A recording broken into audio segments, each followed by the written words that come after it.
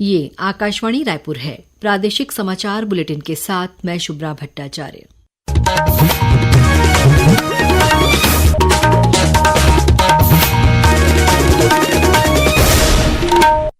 और अब पेश है आज के मुख्य समाचार। सुकमा जिले में आज सुरक्षा बलों के साथ हुई मुठभेड़ में 17 माओवादी मारे गए।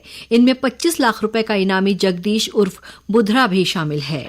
प्रधानमंत्री नरेंद्र मोदी कल बिलासपुर जिले के मोहभट्टा में 33,000 करोड़ रुपए से अधिक लागत वाली विकास परियोजनाओं का शिलान्यास और शुभारंभ करेंगे। प्रधानमंत्री एक जनसभा को भी संबोधित करेंगे। प्रधानमंत्री कल सुबह 11 बजे आकाशवाणी पर मन की बात कार्यक्रम में देश विदेश के लोगों के साथ अपने विचार साझा करेंगे। और कल से चैत्र नवरात्र पर्व की होगी शुरुआत। इस दौरान मां शक्ति के 9 रूपों की आराधना की जाएगी। अब समाचार विस्तार से। सुकमा जिले में आज सुरक्षा बलों के साथ हुई मुठभेड़ में 17 माओवादी मारे गए हैं। इनमें 11 महिला माओवादी भी शामिल हैं। मारे गए सभी माओवादियों के शव बरामद कर लिए गए हैं। इनमें 25 लाख रुपए का एक इनामी माओवादी कुड़हामी जगदीश उर्फ बुधरा भी शामिल है।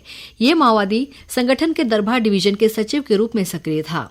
इस मुठभेड़ में 4 जवान घायल हुए हैं, जिनमें डिस्ट्रिक्ट रिजर्व गार्ड डीआरजी के 3 और केंद्रीय रिजर्व पुलिस बल सीआरपीएफ का 1 जवान शामिल है। घायल जवानों की हालत खतरे से बाहर बताई गई है। मुठभेड़ के बाद मौके से माओवादियों के अनेक हथियार और विस्फोटक भी बरामद किए गए हैं। बस्तर रेंज के पुलिस महानिरीक्षक सुंदरराज पी ने बताया कि केरलापाल थाना क्षेत्र के गोगुंडा, नेंडुम और उमापल्ली के आसपास के जंगलों में माओवादियों की उपस्थिति की सूचना पर डिस्ट्रिक्ट रिजर्व गार्ड डीआरजी और केंद्रीय रिजर्व पुलिस बल सीआरपीएफ की संयुक्त टीम सर्चिंग पर निकली थी। इस दौरान पहले से घात लगाए बैठे माओवादियों ने सुरक्षा बलों पर फायरिंग शुरू कर दी। जवानों ने भी जवाबी कार्रवाई की।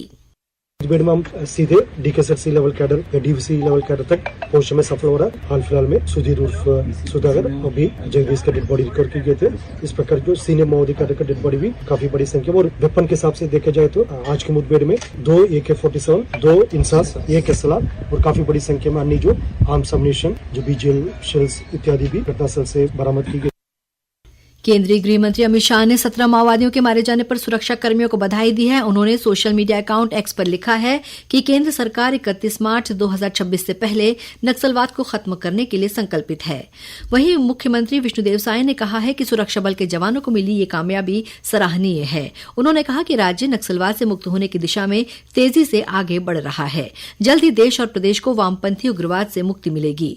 उप मुख्यमंत्री और गृह मंत्री विजय शर्मा ने भी जवानों को इस उपलब्धि पर बधाई दी है। जवानों की भुजाओं की ताकत पर एक और बड़ी सफलता मिली है। इस नए वर्ष में 85 दिनों में 133 नक्सली मारे गए। लगभग 2700-2800 की संख्या में नक्सली या सरेंडर हुए हैं, गिरफ्तार हुए हैं या मारे गए। सरकार एक गोली भी नहीं चलाना चाहती और एक बहुत अच्छी रिहेबिलिटेशन पॉलिसी के साथ सरकार की अपील है कि जो भी लोग इसमें हैं वो सरेंडर करें, अपना जीवन सुरक्षित करें। उधर बीजापुर जिले में भी आज हुई मुठभेड़ में एक माओवादी मारा गया है। जिले के पुलिस अधीक्षक जितेंद्र यादव ने बताया कि ये मुठभेड़ बासागुड़ा थाना क्षेत्र के टेकमेटा नरसापुर के जंगल में हुई है। मौके से हथियार समेत विस्फोटक सामग्री बरामद की गई है।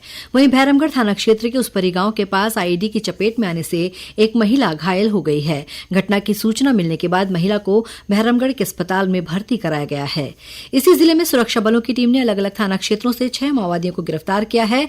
इनमें भैरमगढ़ और बेदरे थाना क्षेत्र से 3 माओवादियों को पकड़ा गया है। इन माओवादियों पर मारपीट, आगजनी, अपहरण और हत्या के मामले अलग अलग थानों में दर्ज हैं। इधर दंतेवाड़ा जिले में आज 15 माओवादियों ने पुलिस के समक्ष आत्मसमर्पण कर दिया। इन सभी पर माओवादी बैनर पोस्टर लगाने और सड़क बाधित करने का आरोप है। आत्मसमर्पित सभी माओवादियों को राज्य सरकार की पुनर्वास नीति के तहत 25-25 हजार रुपए की सहायता राशि प्रदान की गई। वहीं इसी जिले से 5 माओवादियों को गिरफ्तार किया गया है। इनमें 2 महिला माओवादी भी शामिल हैं। इन माओवादियों को तब गिरफ्तार किया गया जब वे आईईडी लगा रहे थे। प्रधानमंत्री नरेंद्र मोदी कल 30 मार्च को 1 दिवसीय दौरे पर छत्तीसगढ़ आएंगे। इस दौरान वे बिलासपुर जिले के मोहभट्टा में 33,700 करोड़ रुपए से अधिक की लागत वाली बिजली, तेल तथा गैस, रेल, सड़क, शिक्षा और आवास क्षेत्रों से संबंधित कई विकास परियोजनाओं का शिलान्यास और उद्घाटन करेंगे। इस मौके पर प्रधानमंत्री एक जनसभा को भी संबोधित करेंगे। प्रधानमंत्री नरेंद्र मोदी बिलासपुर जिले में स्थित एनटीपीसी की सीपत सुपर थर्मल पावर परियोजना के तीसरे चरण की आधारशिला रखेंगे। इसके अलावा वे राज्य विद्युत उत्पादन कंपनी लिमिटेड की पहली सुपर क्रिटिकल थर्मल पावर परियोजना के कार्य की शुरुआत करेंगे। अपने छत्तीसगढ़ दौरे में प्रधानमंत्री कोरिया, सूरजपुर, बलरामपुर और सरगुजा जिलों में भारत पेट्रोलियम कॉर्पोरेशन लिमिटेड की सिटी गैस वितरण परियोजना की आधारशिला रखेंगे। प्रधानमंत्री 540 किलोमीटर लंबी विशाखापट्टनम रायपुर पाइपलाइन परियोजना की भी आधारशिला रखेंगे। प्रधानमंत्री 108 किलोमीटर की लंबाई वाली 7 रेलवे परियोजनाओं की आधारशिला रखेंगे और 111 किलोमीटर लंबी 3 रेल परियोजनाओं का लोकार्पण करेंगे। श्री मोदी अभनपुर रायपुर खंड में मेमू ट्रेन सेवा को हरी झंडी दिखाएंगे। इसके अलावा राष्ट्रीय राजमार्ग 930 के झलमला से शेरपार खंड और राष्ट्रीय राजमार्ग 43 के अंबिकापुर पत्थलगांव खंड को 2 लेन में अपग्रेड करके राष्ट्र को समर्पित करेंगे। इसके साथ ही वे राष्ट्रीय राजमार्ग 130 डी के कोंडागांव दरानपुर खंड को 2 लेन में अपग्रेड करने की आधारशिला भी रखेंगे। छत्तीसगढ़ में शिक्षा के बुनियादी ढांचे को बढ़ावा देने के लिए प्रधानमंत्री श्री मोदी 29 जिलों में 130 पीएमश्री स्कूल और रायपुर में विद्या समीक्षा केंद्र की शुरुआत करेंगे। प्रधानमंत्री आवास योजना ग्रामीण के तहत 3 लाख लाभार्थियों का गृह प्रवेश होगा और इस दौरान प्रधानमंत्री कुछ लाभार्थियों को उनके आवासों की चाबी सौंपेंगे। समाचार डेस्क, आकाशवाणी रायपुर। वहीं प्रधानमंत्री मोहभट्टा में आयोजित कार्यक्रम स्थल से ही वीडियो कॉन्फ्रेंसिंग के माध्यम से Abhanpur Raipur MEMU special rail सेवा का शुभारंभ करेंगे। इस ट्रेन का स्टॉपेज केंद्रीय, सीबीडी और मंदिर हसौद में दिया गया है। प्रादेशिक समाचार आप आकाशवाणी रायपुर से सुन रहे हैं। प्रधानमंत्री नरेंद्र मोदी कल सुबह 11 बजे आकाशवाणी पर मन की बात कार्यक्रम में देश विदेश के लोगों के साथ अपने विचार साझा करेंगे। ये मासिक रेडियो कार्यक्रम की 120वीं कड़ी होगी। ये कार्यक्रम आकाशवाणी और दूरदर्शन के पूरे नेटवर्क, आकाशवाणी समाचार वेबसाइट और news on AIR mobile app पर प्रसारित होगा। मुख्यमंत्री विष्णुदेव साय आज रायपुर में आयोजित IIT Bhilai and Chhattisgarh industry conclave vision विकसित भारत 2047 में शामिल हुए। इस मौके पर रिसर्च पार्क के लिए आईआईटी भिलाई और दंतेवाड़ा जिला प्रशासन के बीच एमओयू पर हस्ताक्षर किए गए। कार्यक्रम को संबोधित करते हुए श्री साय ने कहा कि विकसित भारत और विकसित छत्तीसगढ़ बनाने में टेक्नोलॉजी की बड़ी भूमिका होगी। ऐसे में उद्यम के लिए बदलती हुई तकनीक से तालमेल जरूरी है। वहीं मुख्यमंत्री आज राजधानी रायपुर में institute of chartered accountant of India द्वारा आयोजित राष्ट्रीय कार्यशाला national conference on bank audit and AI में भी शामिल हुए। प्रधानमंत्री नरेंद्र मोदी की पहल सौगात ए मोदी के तहत मुख्यमंत्री विष्णुदेव साय ने कल रायपुर में आयोजित कार्यक्रम में मुस्लिम समाज की 500 जरूरतमंद महिलाओं को गिफ्ट पैकेट वितरित किए। इस मौके पर श्री साय ने सभी को ईद की बधाई दी और कहा कि पर्व प्रेम, सद्भाव और एकजुटता का प्रतीक है। वहीं कल रायपुर स्थित प्रदेश भाजपा कार्यालय एकात्म परिसर में भी सौगात ए मोदी कार्यक्रम का आयोजन किया गया। इस दौरान मुस्लिम समुदाय की 150 से अधिक महिलाओं को सौगात किट भेंट की गई। कल से चैत्र नवरात्र पर्व की शुरुआत होगी। इस दौरान मां शक्ति के 9 रूपों की आराधना की जाएगी। देवी मंदिरों में घट स्थापना कर ज्योति कलश भी प्रज्वलित किए जाएंगे। दंतेवाड़ा, रतनपुर और डोंगरगढ़ में स्थित शक्तिपीठों के अलावा अन्य देवी मंदिरों में आकर्षक साज सज्जा की गई है। नवरात्र को लेकर डोंगरगढ़ में मां बमलेश्वरी का दरबार सज धज कर तैयार हो गया है।